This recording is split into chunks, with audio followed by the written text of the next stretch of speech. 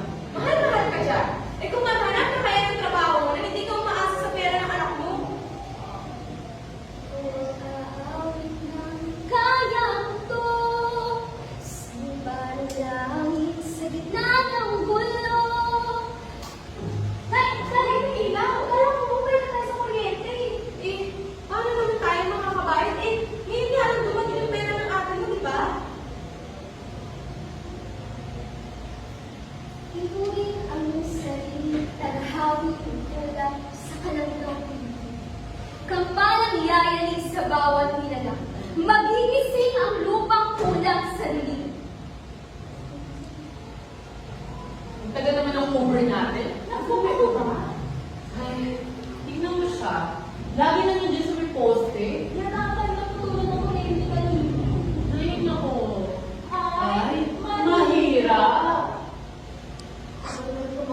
Mayayaman na ang pangatulog ba? Nasino ba yung mga yun? Kung lang pa naman yung pambebenta ko sana ng pawag sa bayan. Pero okay lang. Ang ganda-ganda talaga ng gawa ko.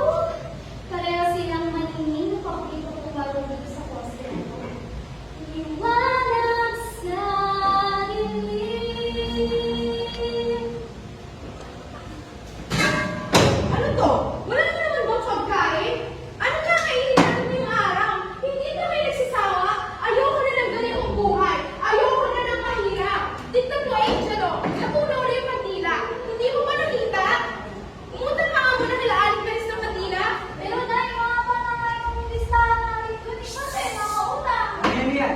Hintayin lang natin sa baka may natira pa yung plastic. Anong aasahan mo doon? Alam mo namang nauubos na yung pera mo sa pag-aaral. Okay, hindi na. Sabi, dahil pasensya na po at hindi na ako nag-uwi. Gumawa ko kasi yung ulit na yung isip ko. Ito po yung binenta ko pa rin sa bayan para po makabenta na rin tayo ng kuryente dito sa bahay. Ito po na yun. Hindi ka na uuwi yung pera mo na? Opo na, hinapin ko na sa akin na pero hayaan niyo. Hintay. Hayaan niyo po, pag nakatapos ako ng mag-aaral sa kolehiyo, iaabot ko po yung pamilya natin sa kuya. Ito po muna mesa natin na halos malaw tayong makain, nasanay na yung mga tiyan natin sa bukong gabi-gabi. At yung bahay natin na palaging madilim na, lagi na po pagliliwanag. Pati po yung pagkahaba-haba po natin muna kay Aling Clarisnay. Hindi na po natin po problemahin yun. Salamat na ha. Pasensya ka na. Wala rin mo si nanay. Sinusunod na natin. Ay malapit na ang sinusunod. Okay lang po. Kapit lang po tayo, ha? Hayaan niyo po, kahit mukha po madilim ang buhay natin ngayon, huwag po sana tayo nawawala ng pag-asa sa araw-araw. Dahil meron pa rin